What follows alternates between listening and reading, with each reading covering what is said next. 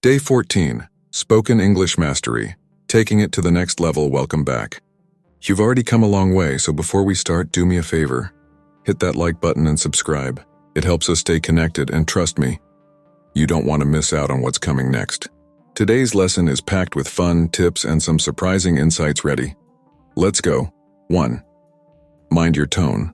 The secret to expressing emotions in English.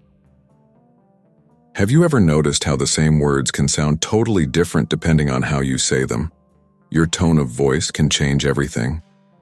For example, saying "I'm fine" with a happy tone means something completely different from saying it with a flat or sad tone.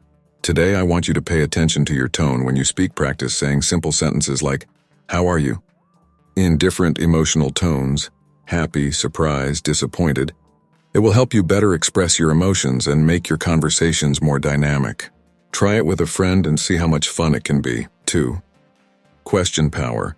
How to keep conversations flowing.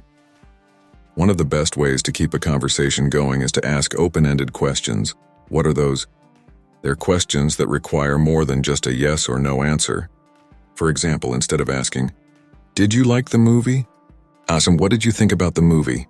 Open-ended questions encourage the other person to share more, and it gives you more opportunities to respond.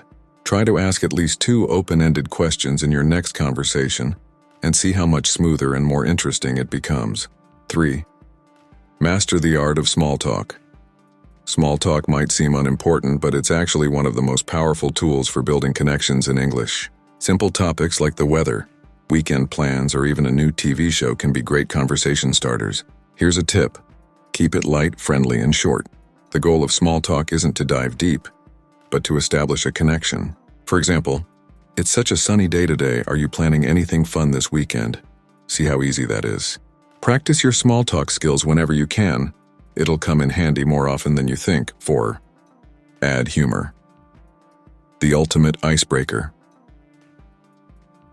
Laughter is a universal language, and adding a bit of humor to your conversations can make you more relatable and approachable.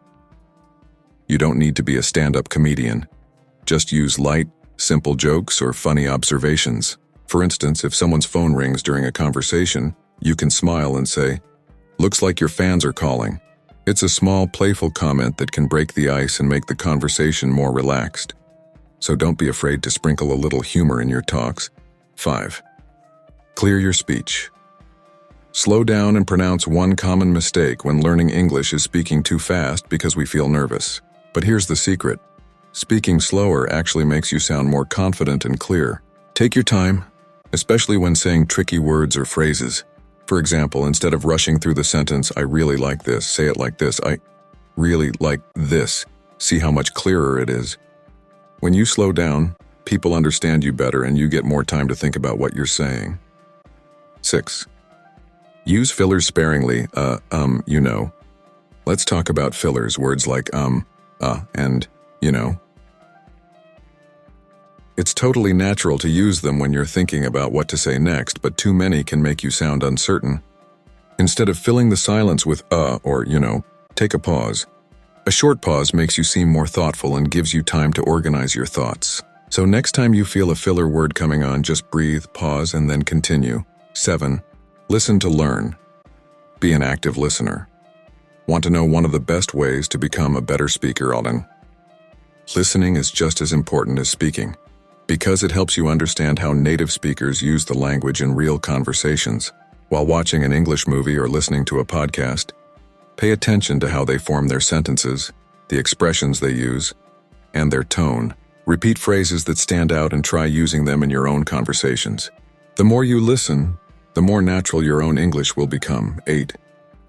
Play with your voice. Intonation matters. Intonation is how your voice rises and falls when you speak, and it can completely change the meaning of your words. For example, if you say, "You're going," with your voice rising at the end, it's a question. But if your voice stays flat, it sounds like a statement. Try practicing sentences with different intonations to see how they feel. Play around with your voice. This adds variety to your speech and helps you sound more like a native speaker. 9.